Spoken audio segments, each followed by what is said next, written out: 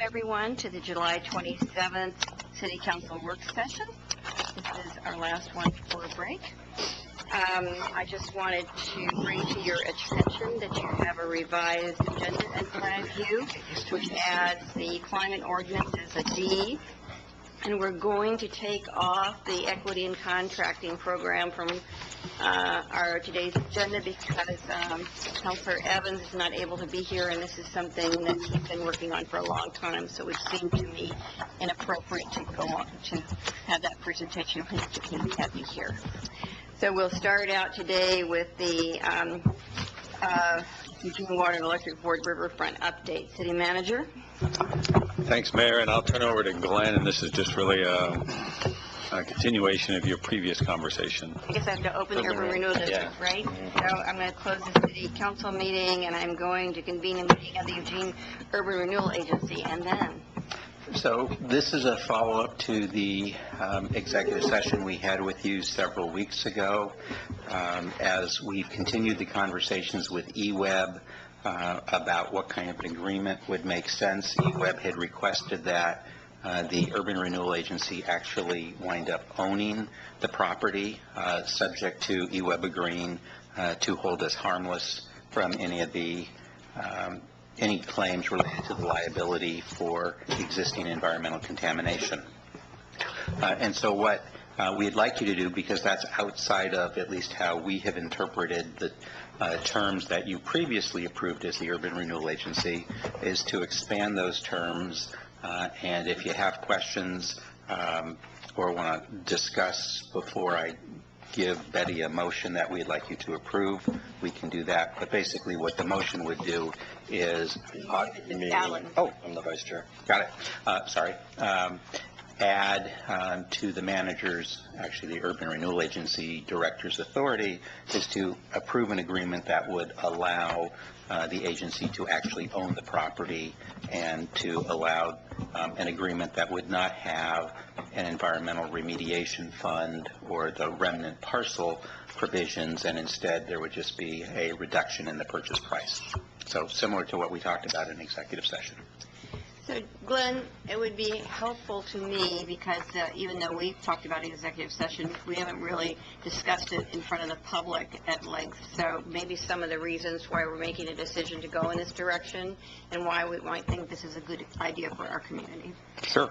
I'll start, and then if Denny or John want to add, they can do so.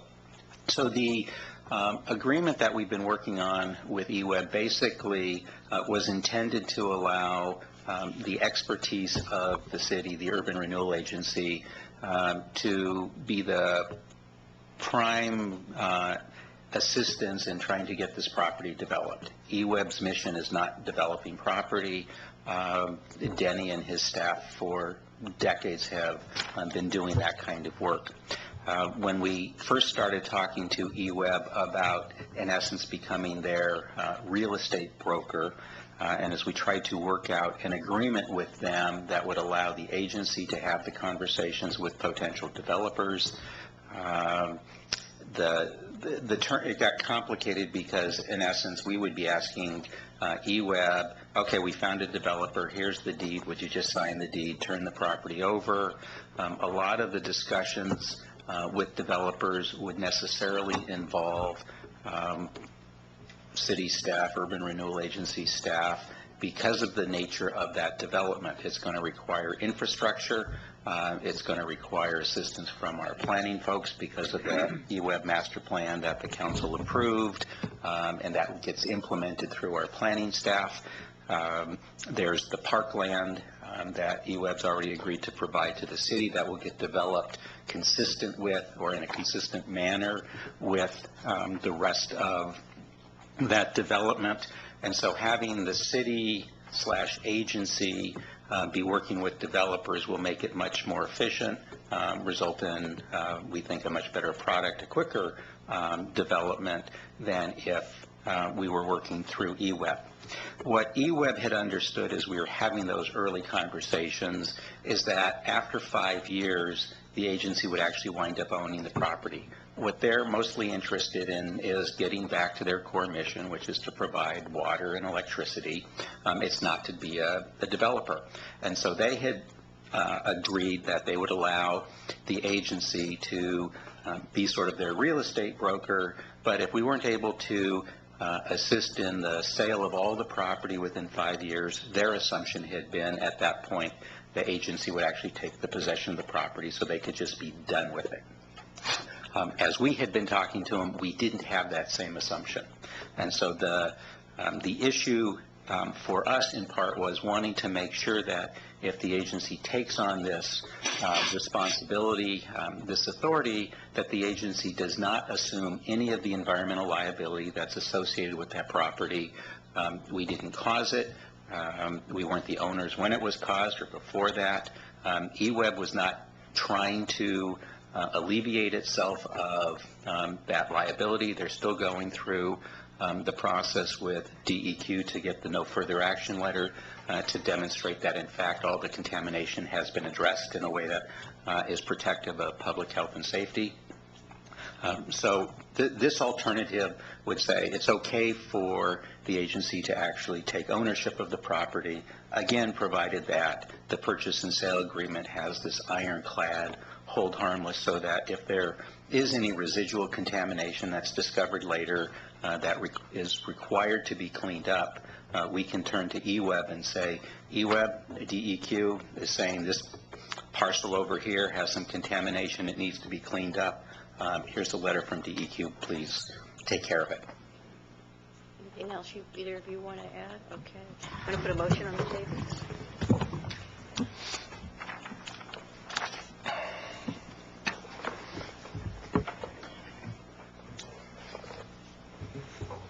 I move to amend the agency director's authority to enter into agreement with eWeb about the riverfront property by A, authorizing the purchase of the property, but only if eWeb holds the agency and city harmless for any legal claim based on environmental contamination existing as of the date title transfers to the agency, and B, the possible elimination of the Environmental Mitigation Fund and the remnant parcel provision, provided there is sufficient reduction in price.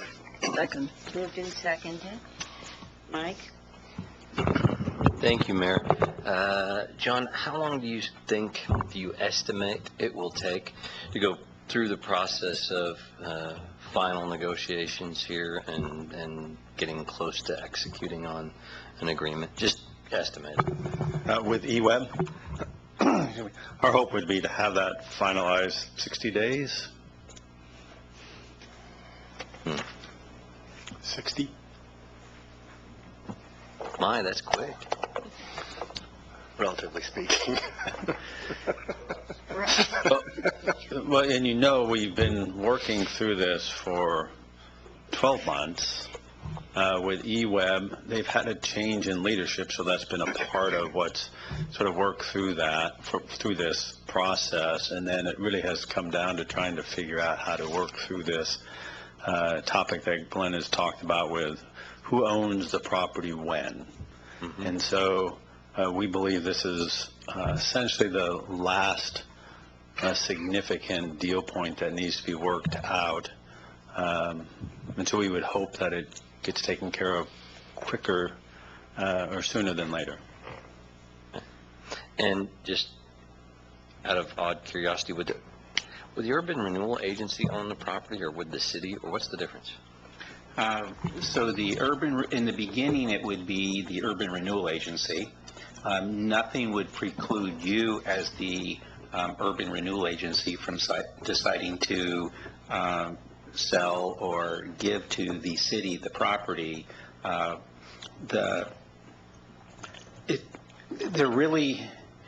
In terms of liability, there really isn't any difference. The reason why initially the agency would own the property, because it's the agency that's paying the dollars for it. So the agency is basically purchasing the property.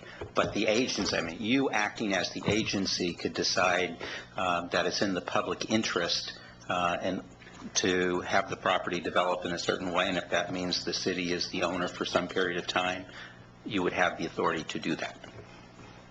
Thank you. Okay. think we're ready to vote on this. All those in favor, please indicate.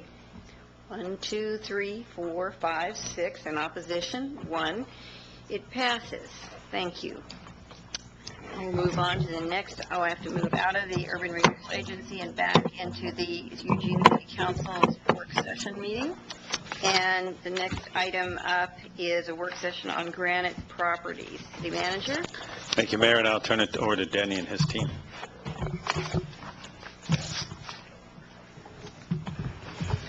Thank you. We're here to talk about the Granite Properties project on Olive Street, which is a MUPDA application, the multi-unit property tax exemption. And we're both anxious and excited to be here today to talk about this. And I think the anxiety is really around, this is the first project that's coming through the new MUPDA program, which we spent considerable time with council modifying that program. And because it's first through the process, we've learned a lot. We're continuing to learn a lot about the new process. The excitement really is around, this is downtown housing. And, Robin and his staff were here last week talking about Envision Eugene and targeting 1,000 units to occur, of multi-unit housing to occur downtown. This is only 36 units, but it's that incremental step towards getting to some of our goals around multi-unit housing and density downtown. We're also excited because, just to put it in perspective, this is the first newly constructed non-student housing, actually market rate housing, rental housing that has been constructed, or at least proposed to be constructed, in the downtown plan area since 1999. So there's a perception that there's been a lot of housing. We built affordable housing, we built student housing. We really haven't built from the ground up market rate housing downtown since Broadway Place in 1999. So that's why we're excited that someone's interested in building downtown, and this appears to be a really great opportunity. So with that, I'm going to pass it on to Amanda and Nan, and they're going to provide a project overview and some information about the May I monthly ask you one application. question before you do that? So we know we place apartments, and we know the apartments that are above. And I should qualify that. That's renovation of existing buildings, but building housing from the ground up. Got it. We really haven't seen that since Broadway Place. It's been some time. Thank you. That Yes. helps clarify. Good afternoon. Nan and I will make a short presentation today on the MUPDA program, the project and its public benefits, and the community member review panel. You'll have the rest of the time for your discussion. And should you wish to take action today, your packet contained the resolution. MUPDA is an incentive program for high-quality multi-unit downtown housing. Student housing is ineligible. The property tax exemption is on qualified investments approved by council within this specific area. It's generally the downtown plan boundary. In 2015, after 2.5 years of review, City Council extensively revised the program criteria, the process, and the boundary. A description of how the program changed and the revised program guide were in your packet for today. I'll briefly touch on the third-party reviews and the process. Council added 2 aspects to the program for a third-party review. The MUPDA review panel consists of 4 neighborhood representatives and 6 technical representatives. It reviews applications and make recommendation to the city manager prior to council action. It reviews the approved projects and reviews the program annually. The independent consultant reviews the financial information and the need for the tax exemption prior to council action. This is the process diagram. It's on page 4 of attachment A in your packet. This slide is pretty impossible to read. What it does show is that there are a lot of layers and steps. The process generally falls into 2 categories: the application review and the post-approval compliance. For the application process, the highlights are neighborhood contact, a 30-day comment period, a financial consultant review, and the MUPDA review panel. For post-approval compliance, there are 2 opportunities for the neighborhood. The design is reviewed prior to permits, required documentation is submitted for specific public benefits, and the review panel meets midway through construction and when construction is complete. These are the 7 required public benefits for the program, and we'll talk more about them specific to Olive Lofts. I'll pass it to Nan.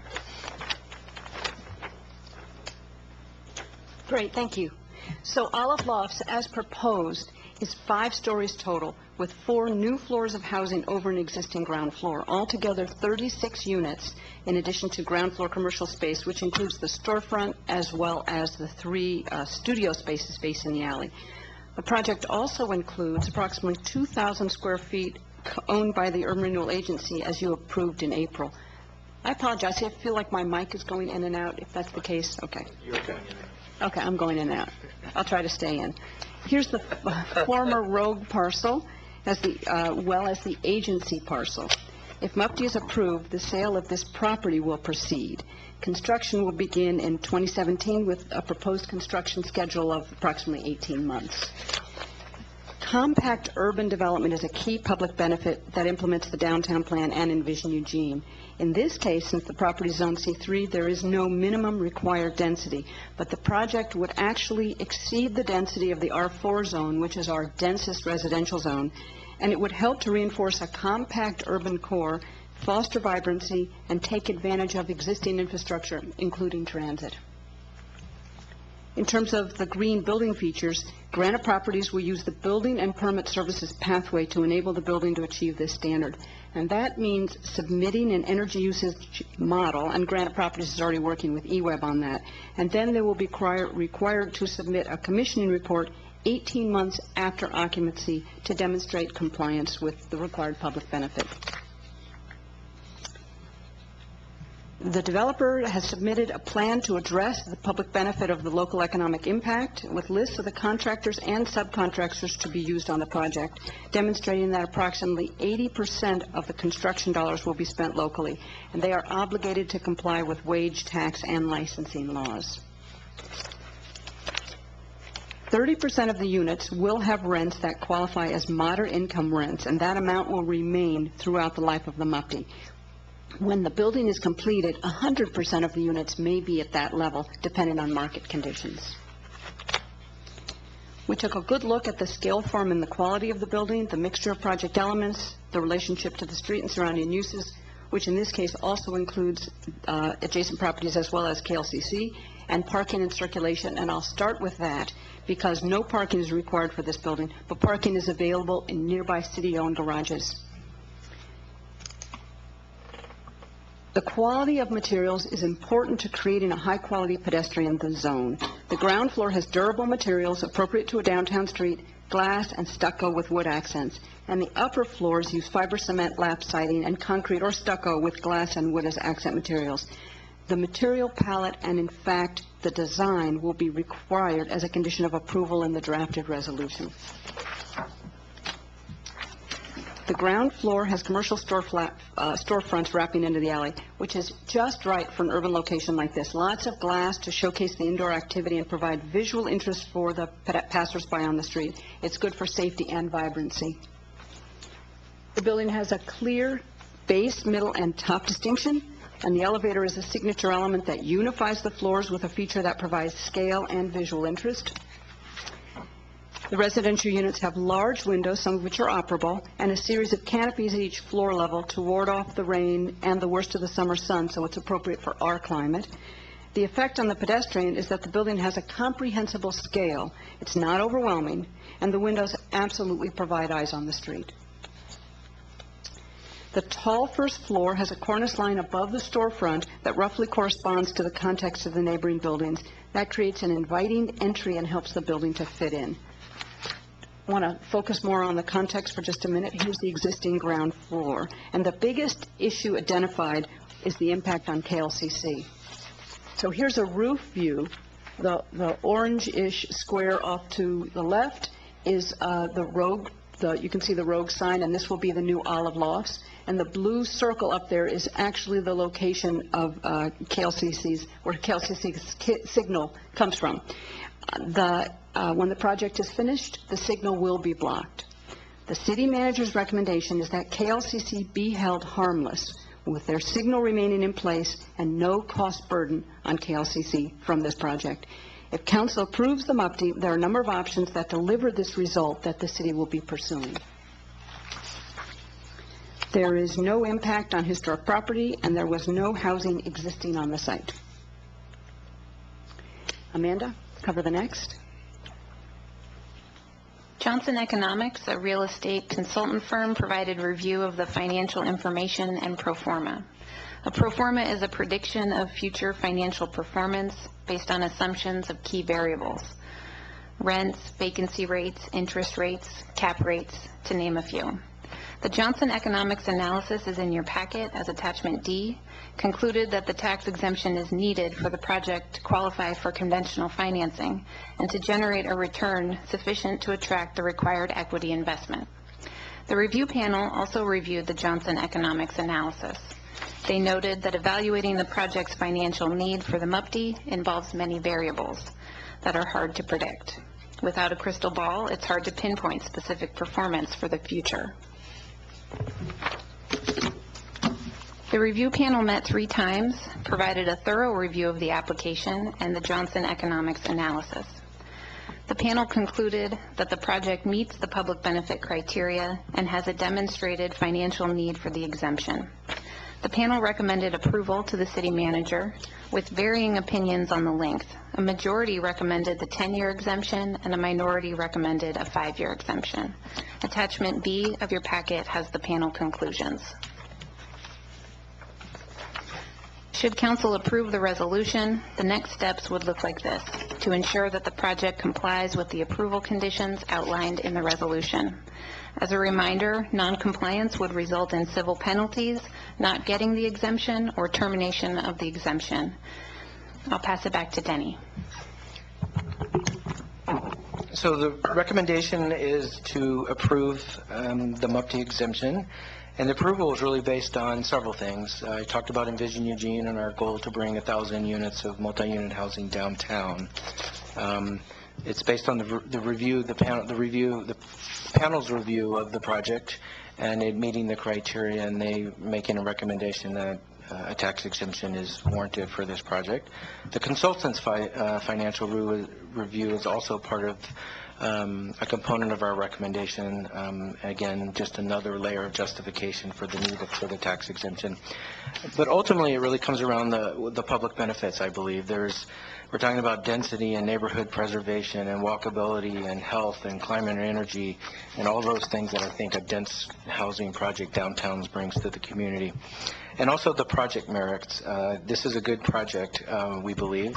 I think it adds value, it adds economic value. We're talking about innovation districts and attracting talent. There's a lot of components. But with that said, I think this is the first project under the MUPD program, and one of the things we've talked as a staff and talked with the panel is that we need to get it right. I think we need to make sure that we provide a project that the community expects and envisions, that really was the reason for keeping this MUPD program in place and making some modifications. So we're hoping that the new MUPD will produce the results that really we envision, so we have to get it right. Thank you. I've got anything else? No, I've got 3 people in the queue, but before I call on them, could you please remind us who's on the panel that reviewed it?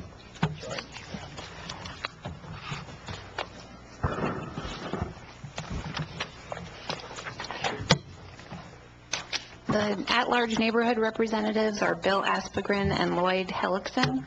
The 2 neighborhood-specific representatives are Sherry Schaefers and Pete Knox. Then the technical members include Jeff Harms, Phil Carrasco, Justin Overdevest, Sarah Bennett, Larry Banks, and Zach Manning. Thank you for that. So the other question I have before I pass on is, so what is the, tell us the implications of the 10 and 5-year MUPD approval. The implications meaning the 2 recommendations, Yeah. the kind of the majority and minority. Minority, Yes. and I just want to understand I think the panel, and Amanda can weigh into it, but the panel spent most of their time on the need equation, really is looking at the numbers, diving into the numbers. As Amanda mentioned, there's a lot of variables that come into this analysis, and we don't have a crystal ball. You have to be able to project rents and interest rates and operating costs and cap rates and is the developer fee reasonable, and all construction costs and all of those variables. And so if you move those numbers around enough, you adjust the rents and the cap rates and interest rates, you might come to a different conclusion. And I think really that's what happened. We would do it one way, the consultant may tweak the numbers a little different, and some of the panelists might make their own assumptions about those kinds of variables. So it's hard to get a group of people to come to the same conclusion on something that has so many variables. So it is not surprising that there's a little bit of variation, and we see that as being okay, because our goal really is that we really have this panel vet and the consultant vet the numbers to the greatest extent possible. So we didn't really see that as a bad outcome, having some variation. I think the truth be told is we really don't know. I think the majority, all of the panelists agreed that a tax exemption is needed, but there's some variance maybe in what assumptions you make in the term of the tax exemption. Is it possible to give a 5-year and then renew it for another 5 if it's needed? I would need to take a look at that, but my guess is no, because the MUPD is supposed to be approved prior to construction. I think the other issue with that is certainty. Developers move forward and lenders make loans based on certainty, and if there's any question about the term, they will just assume it's a 5-year tax exemption. So it does affect the feasibility of the project one way or another. Okay. Mike, you're up first. Thank you, Mayor. 2 questions. Number 1, and by the way, thank you for the presentation. Very well done.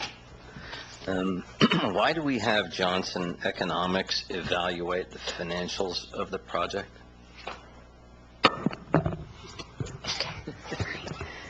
That was a feature of the program that City Council added with the program revisions. Right. So what's the fundamental difference between having them do the analysis of the financials and having the review panel do it? I mean, because it sounds like they came to different conclusions. The simple answer is they're not experts. That's what I was thinking. Yeah, the Johnson Economics is they do this. They do this for developers. They do this for communities all over the Northwest, probably. So I think the idea was to bring a third-party, independent expert into the equation, so the council and the community is not relying on a staff analysis or a group of panelists that really aren't experts in the field. Well, and that's why I bring it up. I don't mean to be disrespectful at all to the panelists who evaluated it, but I'm interested in their evaluation as citizens for a number of other reasons, not necessarily the need, because as you've mentioned and as we all know, they're not experts. They don't do this for a living, and they don't know how to get it right. So I wouldn't necessarily as a counselor, want to lean on their opinion of the financial evaluation as the most important piece of their contribution to this, so much as I would want to know what they thought about it with the other pieces that they're going to play along through the complete process. Can you turn back to your page 14, your slide 14 for a second?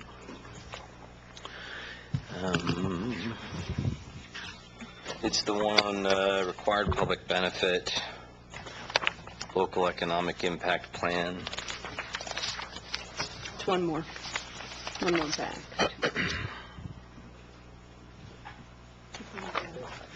Okay, You could, yeah, okay, so we could pause the time, please, while we're looking through this instead of having that tick off. Thank you. All right. Right here, the 80% dollars stay local piece. One of the things I heard you say when we were talking about it was the local contractors and local subcontractors.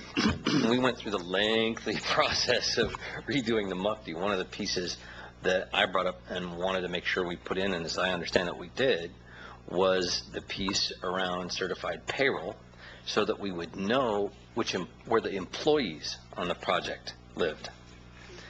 Now, I'm wondering what our internal process is for evaluation there, because like I said, I heard you say contractors and subcontractors, and I don't particularly care about that so much as I care on the analysis of whether or not it's local, that they're actual local people doing the job, and I want us to be measuring that.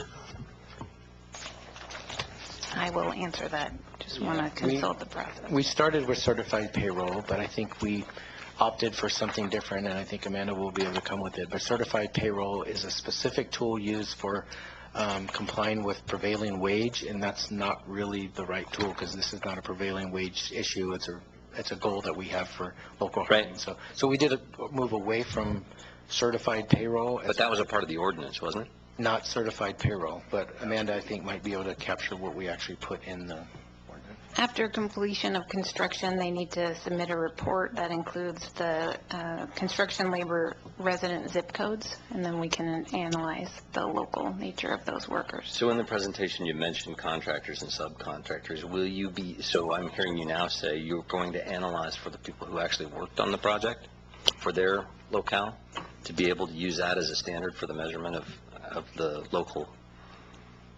And the Granite Properties submitted a list of the people that they intend to use on the project as well, for the contractors and the subcontractors, which is a slightly different issue than the actual workers. And that's the 80% number. Well, that's what I was asking. What's our process? Is it measuring just, because it doesn't take much to go down and open up a small office and say, I'm a local contractor, when my office isn't really here. What I'm interested in is that people who actually live here are doing the work. So are we measuring that? We will be collecting data on who was working. That's our standard for the 80%. The 80%. Glenn would like to talk to requiring the percentage local. I'm just talking about what we passed in the ordinance. Is that a piece of it, or is it administrative? As I recall, the ordinance does not contain an absolute requirement. No, but I'm talking about the fact that it doesn't have an absolute number, but it says that we will ask for that to be submitted. I'm asking how we are measuring it internally. So on packet page 199,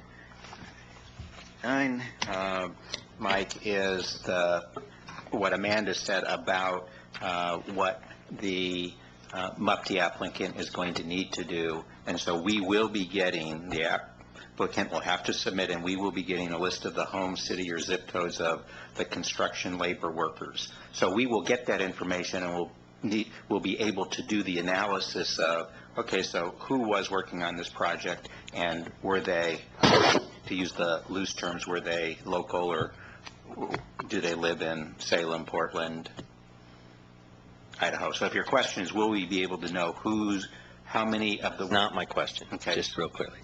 What's our standard? Another round. Oh, okay. Okay.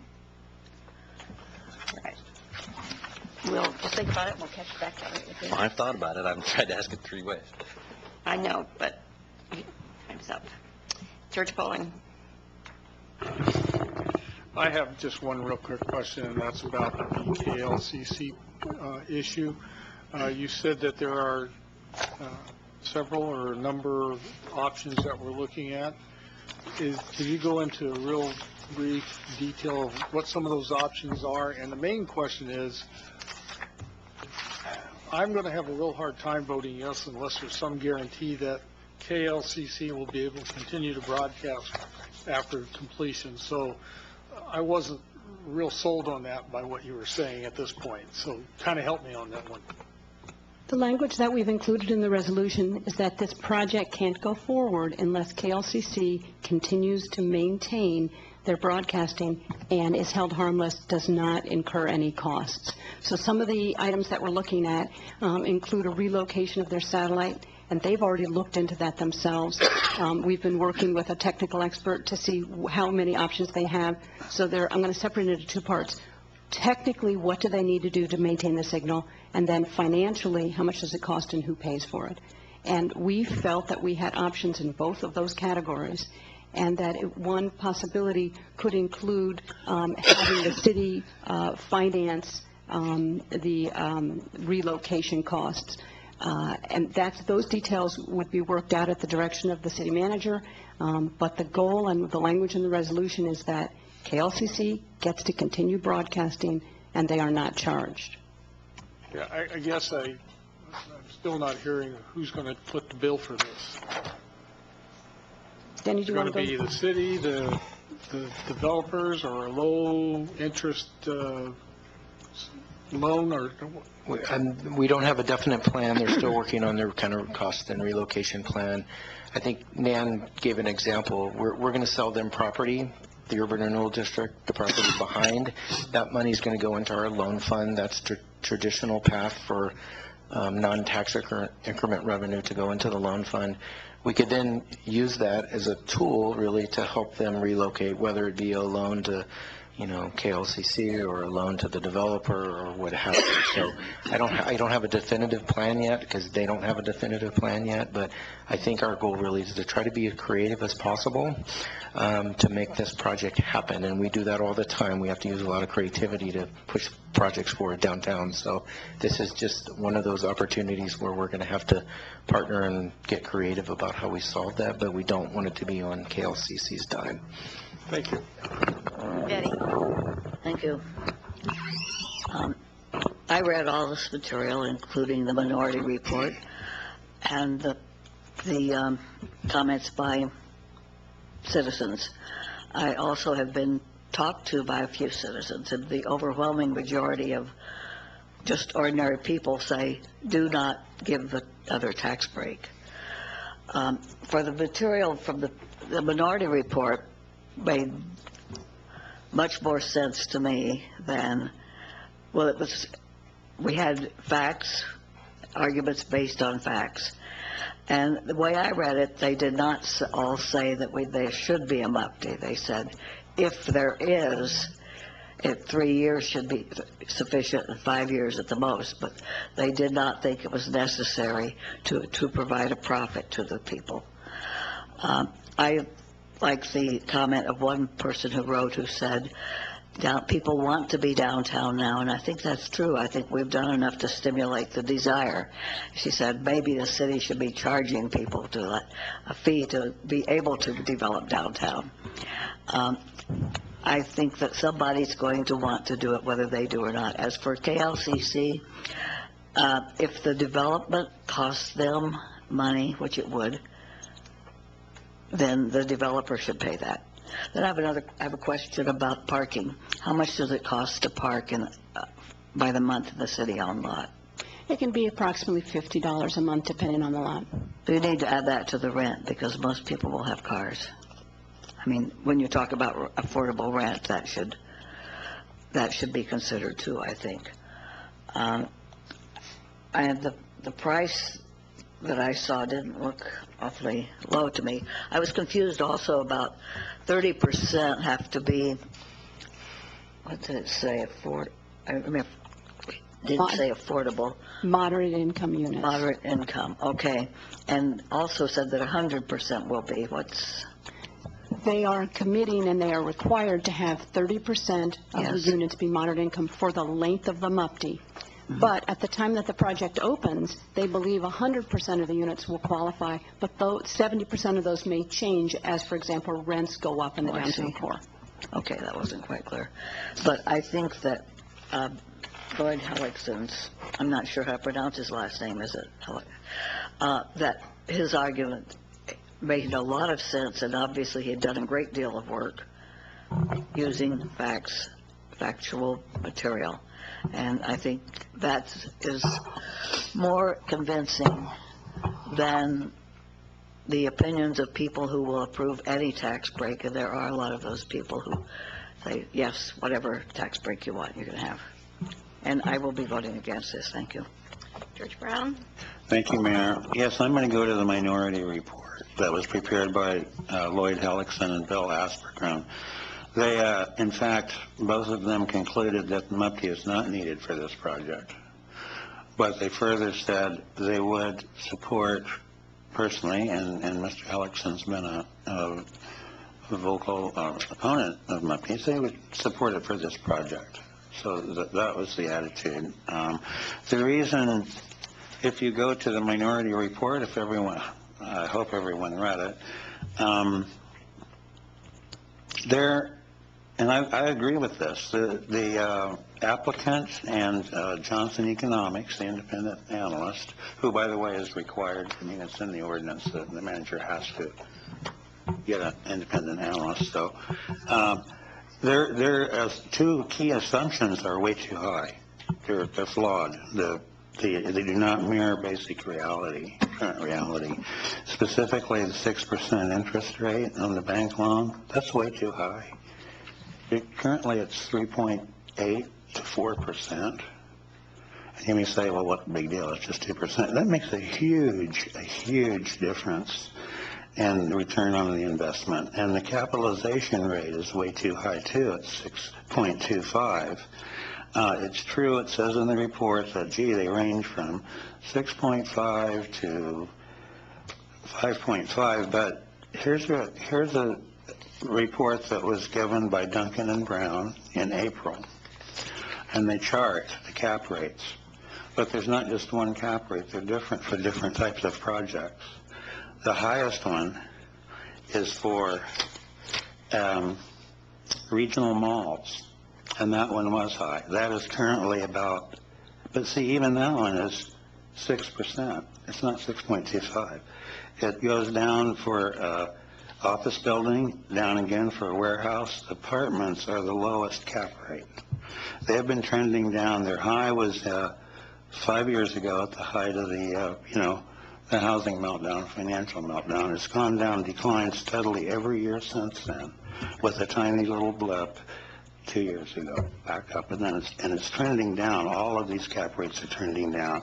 Currently for apartments, it's under 5.5 and trending down. That makes a huge rate, a difference in the developer's, return on investment. Huge. It just changes all, so taking the data, the cost data of the developer and running all that, and that's in the minority report. That's what all those pages of tables were. But if you go, here's the summary of all that. Yes, please, Mayor. Claire? Thank you. I had a few questions before I have any comments. So, in the AIS, I didn't understand, and Councilor Taylor kind of referenced it also, it says that Granite Property is committed to maintaining a minimum of 30% of units, which is required by the MUPD, right, that qualify as moderate income during the MUPD period, and then intends for all units to qualify, for all units, not just 30%, to qualify. So are they planning to have all the units at moderate income from the get-go and keep that going if it's financially feasible, or that seemed contradictory? Well, the answer is it's hard to tell what's going to happen in year 4, 5, 6, 7, 8, 9, and 10, because affordability is based on what's your average wages in the community, and they don't really know what that's going to be in the future. And so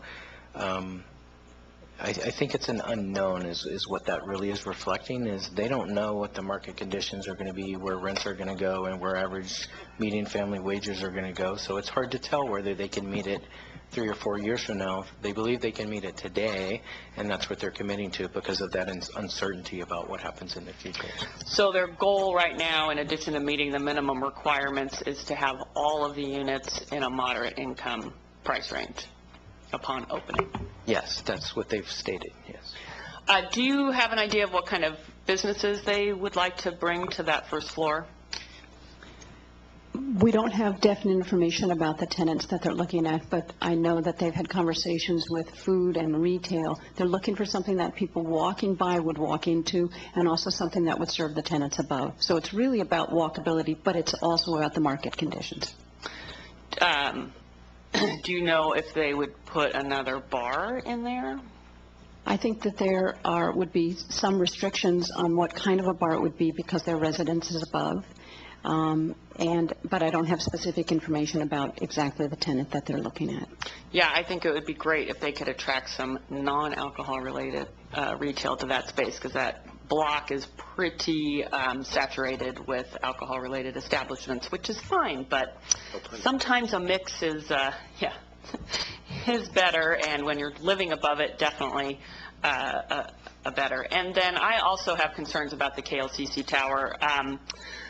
My feeling is that I would be more inclined to support this MUPD application if we added a requirement that the developer pay for the relocation of the KLCC tower, and that they could take advantage of our low-interest loan if they wanted to pay for it that way, but I don't feel that the city should be responsible for paying for relocating that tower.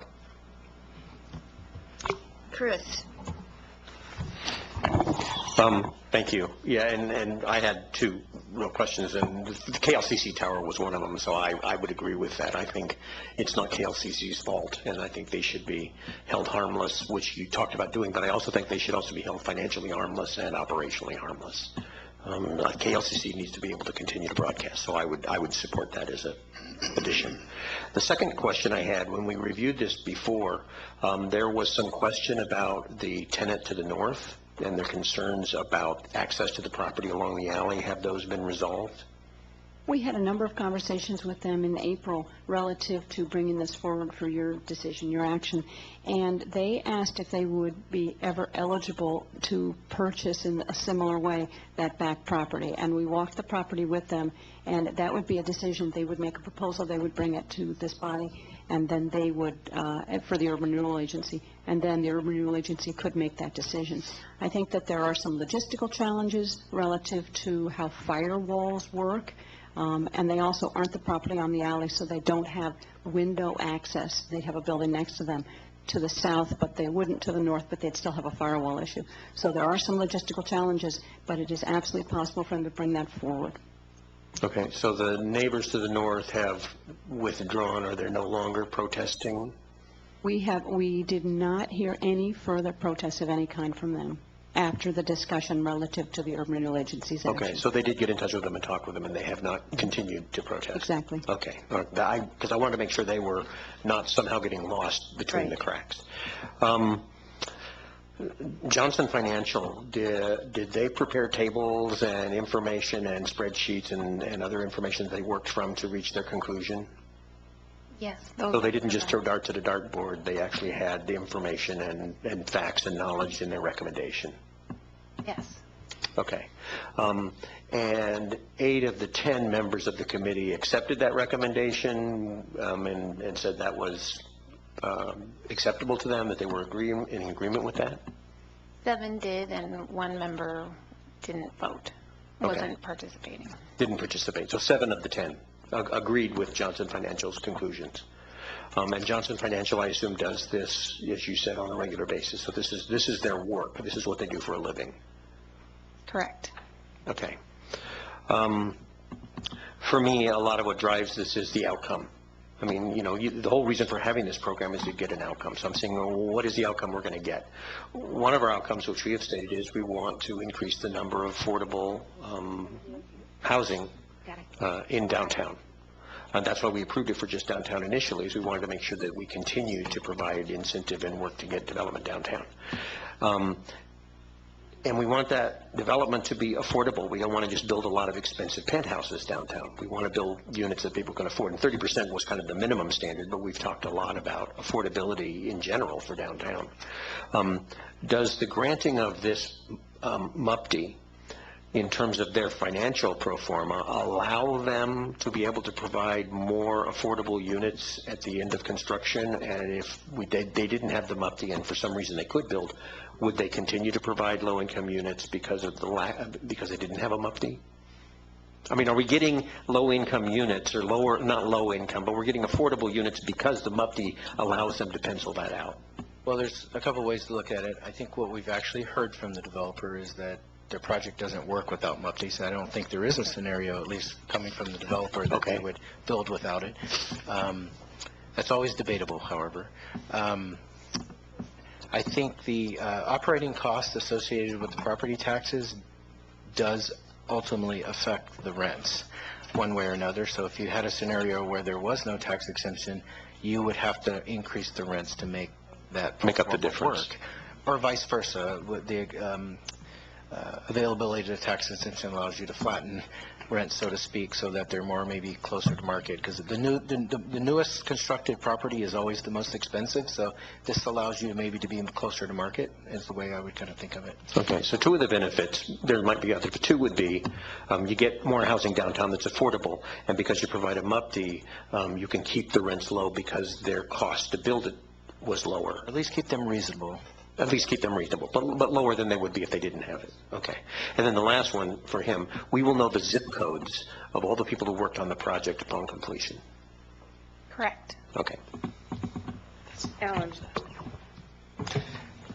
Yeah, the KLCC impacts and the way that we have this set up doesn't work for me. The way it says in the resolution is KLCC signal connection shall be maintained at no cost to KLCC. That doesn't say that the developer pays for it. That could mean that the city's on the hook for it, and it could be, I don't know, a couple of $100,000. Who knows how much it's going to cost? We don't have a plan yet. I think that this section should say, and the developer needs to pay the cost. And that should be kind of for a public asset like KLCC, that's a very important part of this. Overall, I think we did a good job in our review process, to the extent that we did, in getting real public benefits into this process. We got green building features, we got local hires with good local economic development impacts, use of minority and women-owned businesses, compliance with the laws, contribution to moderate income housing. My problem is still with the needs assessment. And that question originally was, and still is, can we absolutely tell whether the project will be built if it will only be built if it gets a MUPD? And given the number of assumptions that go into this analysis, and using different assumptions give you different results, I'm real skeptical and continue to be skeptical of our ability to assess this adequately and definitively answer that question.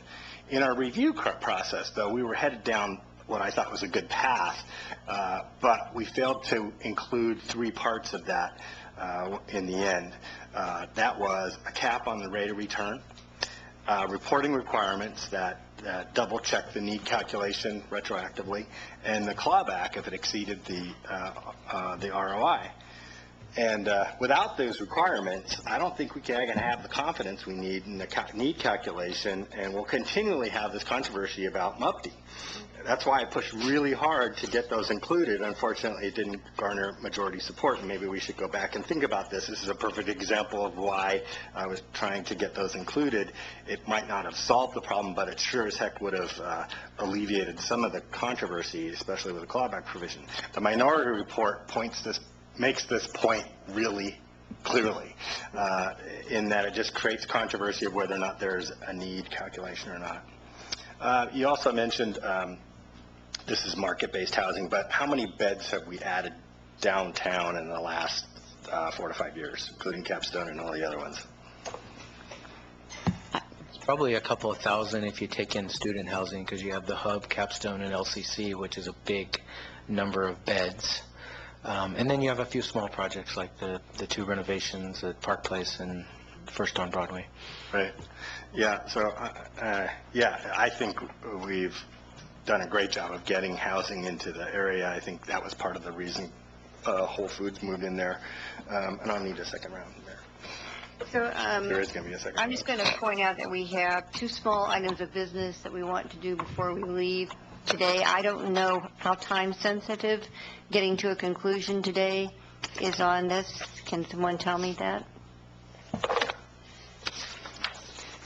I believe that there are some risks if we are not able to come to a decision today. I can't speak directly to that. This is just information that I have from Granite Properties. They are looking for a decision because they are trying to proceed prior to September 1st. So I've got 4 people in the queue. I'd like to have you to either make a decision to vote or to postpone about 10 after. Okay. So next round, and I did have one question, and one is, what happens if you find out that a developer, even though they've got local addresses, has purposely brought people from out of state to work on a project? We can't disqualify them, and Glenn can weigh in, but there's some constitutional issues with residency-based hiring as part of a program, so we can't disqualify them. I think we want to be out front on that. I think it really comes to a lot of, and several of these have already come up, and what we would do is come back and report, and there is an annual reporting to the council. So I think Councilor Zelinka has brought up something that the panel has a frustration about. How do you deal with all these numbers, and how do you come to conclusion, and maybe that's something that should be readdressed. And this issue, maybe if we're finding that it's not working like we wanted it to, but based on the data, maybe it's something that we would address with the council as we come back annually to look at the program and how it's worked. So I think it's we're trying to go into it with as much information that gives us some confidence that there's going to be local hiring. And if that's not the result we're getting, I think it really warrants a relook at what we're doing as we continue to look at the program. The only other question I have is that the panel, you had a person abstain on the panel, right? Didn't vote. He actually didn't participate. He wasn't at any of the meetings, so I just want to make that clear, yes. So are we replacing that person? I think we need to follow up with that person and find out if they want to continue to Because I actually think everybody that, it's not a large group, everybody should participate. We should get full measure I agree. of all of that. Okay, Mike? Thank you, Mayor. What I was trying to get to, I'm sorry if I was asking that question in an unclear manner. What I was saying was that the applicant has provided staff with a plan that they intend to have 80% local hire. Is that correct? The requirement is for the spending, so it's 80% of the total cost for construction contracts and professional services. That's the standard that council approved in the ordinance after we worked with the construction stakeholder group that said that local developers and local contractor companies tend to hire local employees. Okay, so I wasn't asking that so much as I was asking the specific question. So I'm hearing you say, yes, that they've provided a plan, and that's part of the ordinance that says, yes, they intend to spend 80% of the money on local contractors. Is that correct? That's correct. And that's going to be your measurement, not the employees, the contractors. We're going to look at both. Okay. Because we are going to have data on who actually worked on the site. When you So we present collect to the citizen panel, and you say, we have found that in fact this project had X% of local hires, will that be based on the number of employees, or will that be based on the amount paid to employees, or will that be based on the percentage of contractors? It'd be the residency of the people working on the project, so that would The be employees. the employees, yes. Okay, thank you. George? Yep. Okay, thank you, Mayor. Yeah, I don't think we should vote today. I think we can put this off till we get back from break. The ordinance requires the manager to deliver his recommendation within 135 days. The application being submitted, he's done that. He recommends that we approve it. That part's taken care of. We will or will not follow his recommendation. Then the other requirement is, I believe it's 180 days after submission. By that 181st day, if we haven't acted, it automatically goes into effect. And that day would be October 25th, which is a Tuesday. So it would be October 24th, which is a Monday. But we would have to make our final decision. I think we could do it in September. We have 2 weeks in September. I think we need a little more time to wrap, especially for people who may not have had a chance to read the minority report. Got time to do that. I think there's, questions that people may have.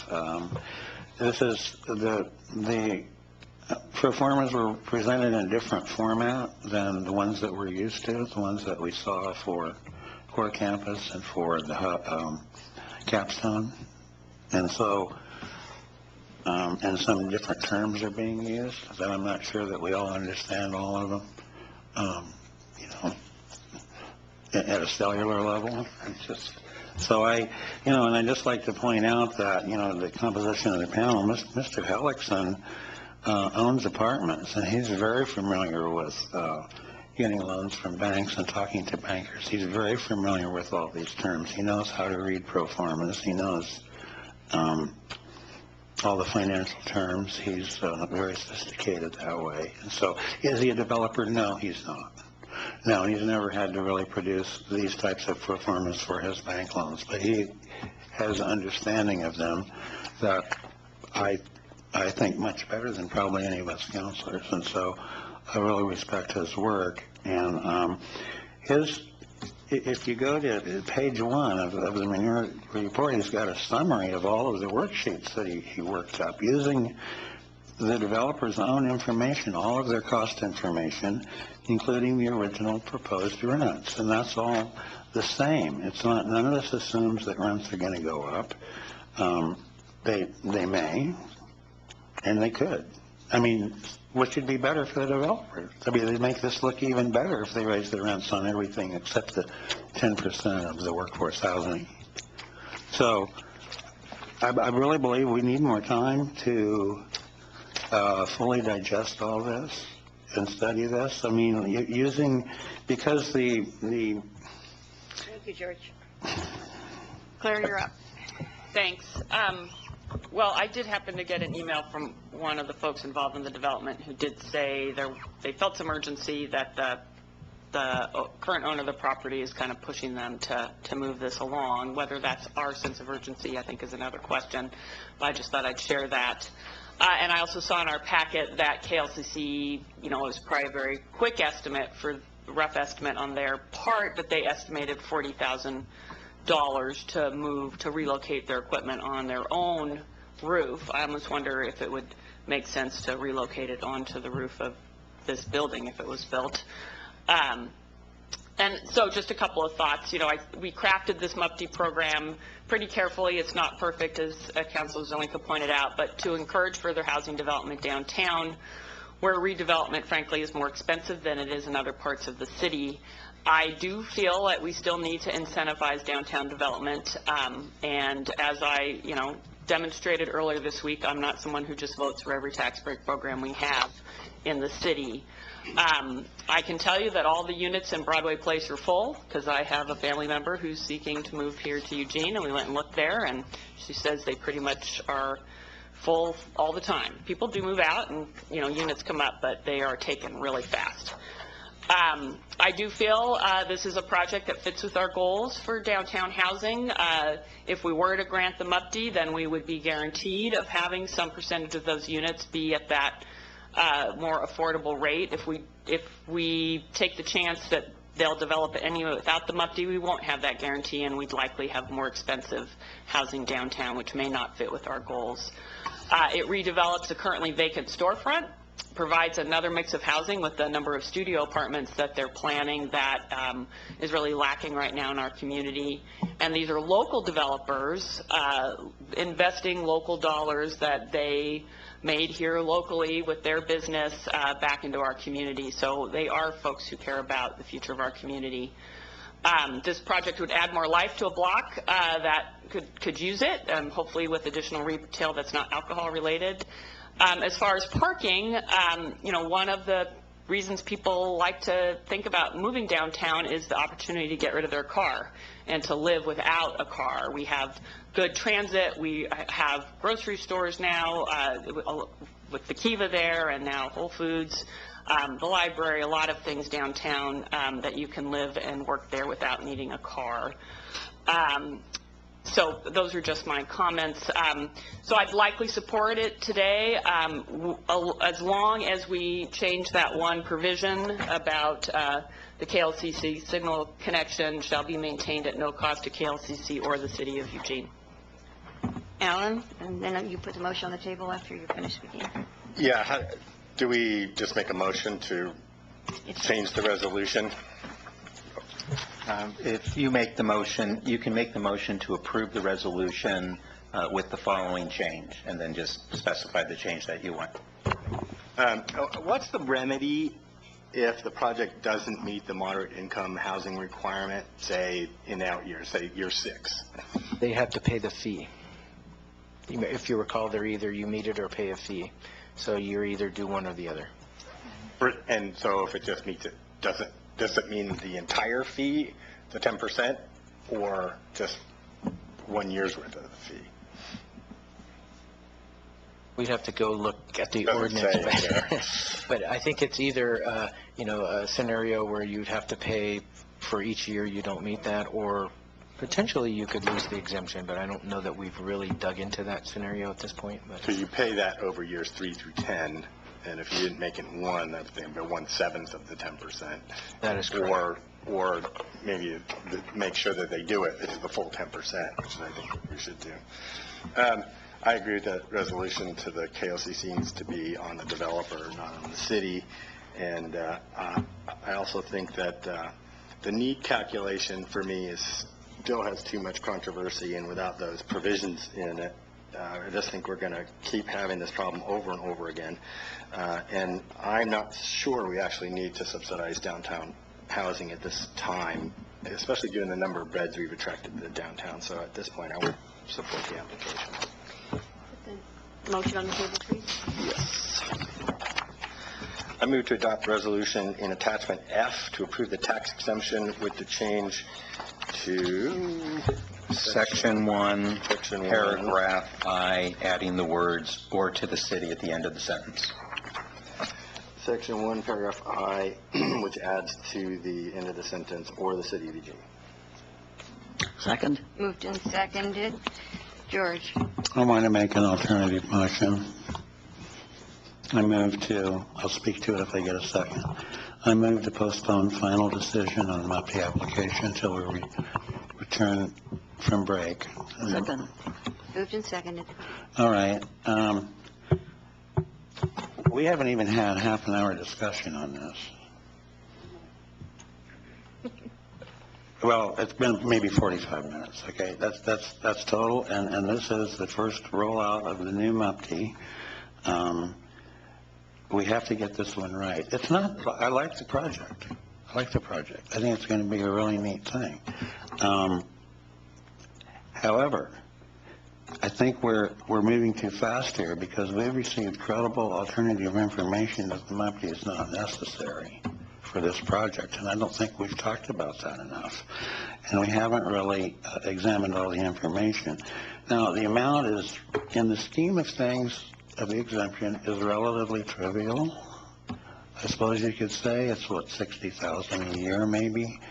That's peanuts, considering, all of the needs of the city and the big picture, but it's the principle of the thing, because the next one could be for a really huge project. There's several plots around downtown that would support a really big housing project when the market is right.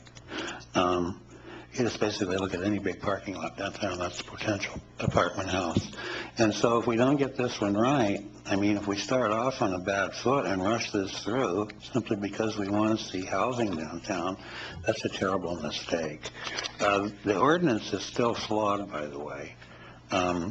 We have a really unrealistic, terrible definition of workforce housing.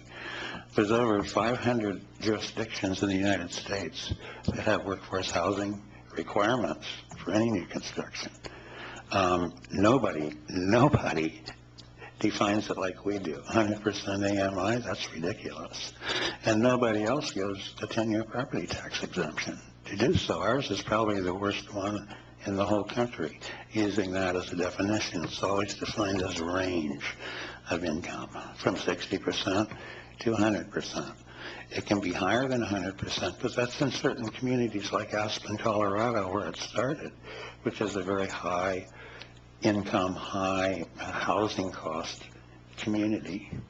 So theirs, I think, is 120% or maybe even 130% of it is regarded, but it's a range. And if we're going to pick a percent, this is for another work session, we can't resolve this at this one. that Councilor Zelenka is absolutely right. I think I voted against his because I thought that we were going to come up with a meaningful workforce housing definition, and then we'll have to wait for another work session. But in the meantime, we should not approve this today. I don't think we've had enough. I'm definitely not convinced that there's a need, financial need for the developer. I think Mr. Hellickson's information points that out very well. Thank you. Ready to vote on this? All those in favor of George's substitute motion, please indicate. 1, 2, 3 in opposition. 1, 2, 3, 4, it goes down. You're back to the main motion. Vote on the main motion. All those in favor of the main motion, please indicate. 1, 2, 3, 4 in opposition. 1, 2, 3, it passes. All right. We'll move on to the last couple items of the day. We have, as you see in your thing, the ordinance concerning climate recovery. Glenn, you want to explain the difference of what we're doing here? Certainly. There's only one word that's changed. It's changing in subsection 4 in the middle of page 1. It had said Eugene's proportionate share. It now says Eugene's average share. That's the only change from what you saw the other night. I don't have any legal concerns about making that change. And Alan, would you like to speak to why that change is there? Yeah, it's a holdover language from when we were talking about the carbon budget process that we had. Simply stated, the proportional share of a person in Eugene is not in changing in the amount of greenhouse gases needed to be reduced is not the same as a villager in a third world country. So proportionally, it would be very, very different. The average is the global average. Every person has the same one. That's what that number is supposed to be getting at, and that's why this You put the motion on the table, and I'll call him. What is the motion? I move, excuse me, I move to adopt the July 27, 2016 version of Council Bill 5157, an ordinance concerning climate recovery. Second. Seconded, Mike? Thank you, Mayor. Glenn, the other night I asked a couple of questions about this, and I want to understand the nature of it before we go any farther. So this is, again, as I had asked the manager once before, even before the other night, this is the shall may question. So what we have here isn't actually a tool of force to get to a particular place so much as what it is a set of goals that we're going to act on and report back on. Would you say that's an accurate? Yes. Here, the shall is a shall directing the city manager to basically do analysis, see how we're doing in terms of reductions, bringing options back to the council. So the shall is a mandatory obligation on the manager. It's not a mandatory obligation on the council, and it's not a mandatory obligation on the public. Right. So when we get people at the microphone talking to us about what we need to force people to do, it's clearer to say we've set some goals that we hope we can accomplish as a community, but we're not going to be forcing people to do particular things by law. Is that correct? The ordinance does not force people to do those things. The council has the option in the future to either impose requirements or not, but the ordinance does not require you to impose those. Right. The ordinance itself does not impose those. Based on the steepness of the curve, Mr. Manager, that was presented to us, do you think it highly likely, somewhat likely, maybe, that we will reach those goals or be in a position to require you to purchase carbon offsets? Optimist or pessimist? What I don't know is all the different actions that would be required for us to get there. I haven't seen that full analysis of what that would take. And so what our intent would be is with this is to bring to the council the options that would say, here's ways that we can achieve the outcome that is articulated in the ordinance. And then, of course, you'd have a chance to say yay or nay on those. So our intent would be to bring back what it would take to be on that curve. Okay. So there's no way to do at this point, there's no way to do any kind of financial analysis of impact to the city's budget for us taking this action today. Is that correct? Correct. I do not know what the financial impact would be on all the actions. More that may importantly, be neither required. do we, right? We don't know the financial impact of this action today, do we? You haven't gotten them from us, so we haven't provided that to you. That's correct. So, Mike, let me add to that. The financial impact, if you adopt this ordinance, is to require more staff work. There is no requirement, and Until we take a future action, no, I got it. unless you take a future action. And so when you mention the carbon offsets, the ordinance, does not require you to do that. I just want to be clear. The manager will bring you options. It may be the only way to achieve this goal is with a carbon offset, but the ordinance does not require you to approve a budget for a carbon offset. And it doesn't require us to achieve the goal. It requires you to tell us we're not achieving the goal or we are, correct? Absolutely. And then you'll have options to how you get to the goal. You'll have the TBL analysis for those options, and you'll have a cost-benefit analysis, and then you can decide to do one of those options or to do none of the options. And if you choose to do none of the options, that does not mean that the City of Eugene is violating the ordinance. So to be accurate when we're describing this, we're passing an ordinance today that doesn't require us to fulfill these goals. It does not require the council to take future action. It requires the manager to analyze and bring options back to the council as to how you could accomplish it. Betty? So it's a feel-good ordinance. I wonder whether we really need to adopt it right now, or whether I would like to consider some of the suggestions made by the speakers at the public forum, at the public hearing, I should say. There were a number of suggestions which seemed to make sense, and we haven't considered them. So I wonder, would it be possible for us to consider each of those suggestions, and someone keep a record of them? And We do have a copy of them. if we could consider each of those and think whether we should add them to the ordinance, or could we add them later? You can certainly add them later through preparation of an additional ordinance. So if you don't do it now, nothing precludes the council from having another work session, looking at each of those, looking at anything else you want, and then giving us direction to bring back a new ordinance to do whatever it is you want to include at that Okay, time. could I make a motion to that effect?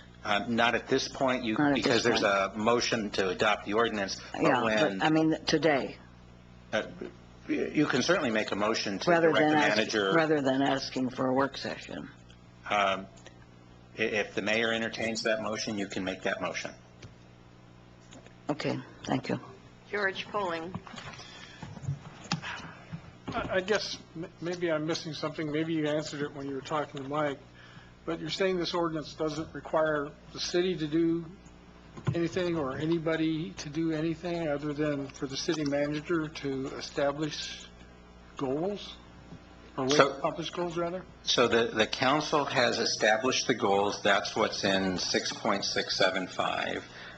If you adopt this, you will now have included, and it's on page 2 of the ordinance, specific targets and benchmarks. And then the manager is required to assess how well we're doing in reaching those targets and benchmarks. And if we're not on target, to bring back to the council options to get us back on to those targets, get us on the curves. And then the council can say, yes, you're willing to impose or pay for that option, or you're not. Okay. I guess my confusion is 6.675 starts out, the city shall carry out the requirements of sections 6.680 to 90 of this code in order to achieve the following goals. If you go to sub 3, it says by the year 2030, all businesses, individuals, and other living or working, or others living or working in the city collectively shall reduce the total not per capita use of fossil fuels. To me, I guess I'm getting a little bit confused because that sounds like we're requiring people that either live or work here in the city to do something. And the reason why it's a little confusing is because it was the language that you read at the beginning of that section.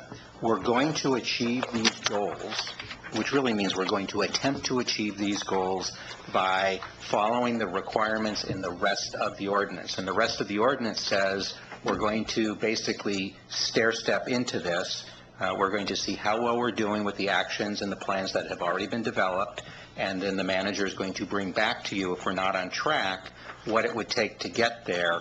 Absolutely, there is a goal to reduce, as the language you just read, but there's no legally mandated requirement for any particular business to reduce. And in fact, the conversation that, I don't remember who asked the question, but the conversation that you had when you adopted the original ordinance was, does this mean that every single business is going to have to reduce by a particular amount?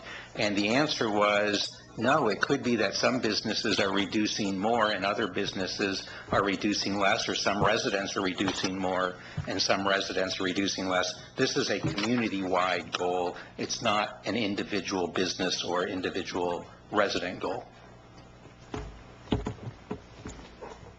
Okay, I understand what you're saying, but boy, to me, it doesn't sound that way. I'm sorry. Okay, we've got to try to move forward here. Alan and then Chris. Yeah, I think the appropriate way to look at this is to, from a process perspective, is first you set the goal, then you create the plan. So the revised or updated Climate and Energy Action Plan, the CAP, is what is required to be developed here, and that will create the action plan for council's review and hopefully final adoption. All of this conversation, there's urgency in needing to get on with that work and move this forward today, and do that robust public involvement, and then getting to a new CAP, and includes that action plan. The CAP is what will tell us what to do, and that's where the rubber meets the road. So that's what we're trying to get at. I did consider what the folks said at the public hearing, and I talked to some of those folks afterwards and emailed them before deciding on this modest change, Betty. So if we do need to change it, we can change it at a later date, and I would suggest that we do that and look at that as part of the upcoming process to update the CAP and see if that needs to occur there. And I think that's an appropriate place to do that and look at it. Chris? Yeah, I think Alan said pretty much what I was going to say. You will be bringing us the specific teeth and the specific action parts, and I want to hear what all those are, not try to anticipate specific ones. So I'm comfortable with this as the next step as we get to ultimately what will be a set of things. So I'm okay. Just comment that what you've done is, as Alan said, is take a plan, which is the implementation of goals that you've set, and actually taken one step further and put them in ordinance, and said this is what we intend to do. And that's a sign of seriousness on the part of the city to try to move forward on this. It's not a legal requirement, but it is a sign of serious commitment. Okay, so Mike, and then we're going to vote. Thank you, Mayor. I think for the sake of the public watching, and I think maybe for my friend George too, it's rather like, I would say, my questions around the shall and may parts were also about the intent of our future action. So, for example, the language says shall, which uses the ordinance and the city government as a means of force. So it says we shall require. So, for example, that kind of dictates what sort of options the manager might bring forward in the future.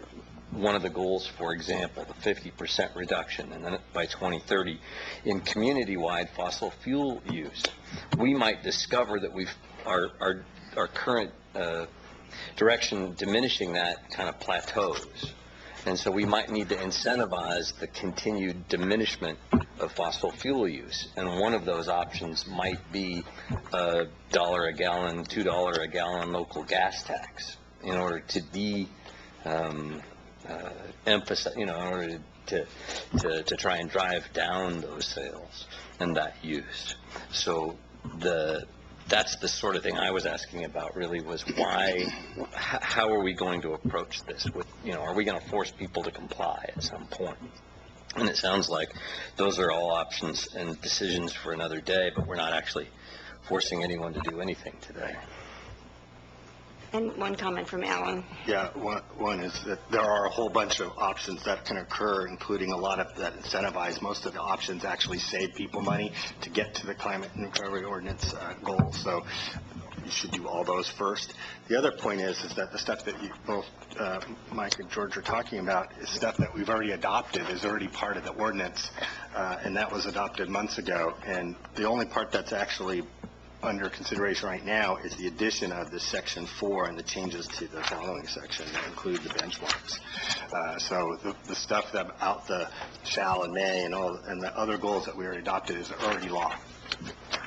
Voted on already. And voted on. All right, ready to vote on this. All those in favor, please indicate. 1, 2, 3, 4, 5, 6, 7, and none in opposition. Thank you. One more issue that Councilor Brown, and I appreciate him bringing this forward. Councilor Brown, move it in front of you guys.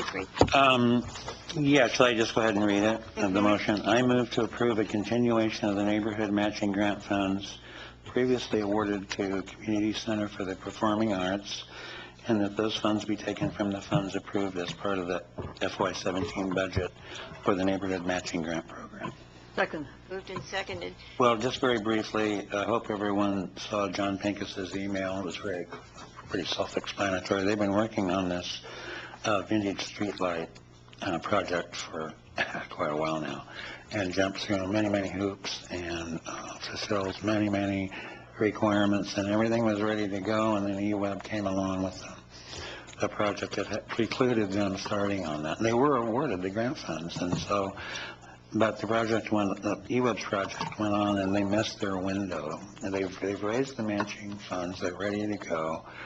The funds were put back into the general fund and the match program. So by taking them out of there and giving it to them as originally intended, we're not going to be prejudicing anybody next year, because the fund's bigger,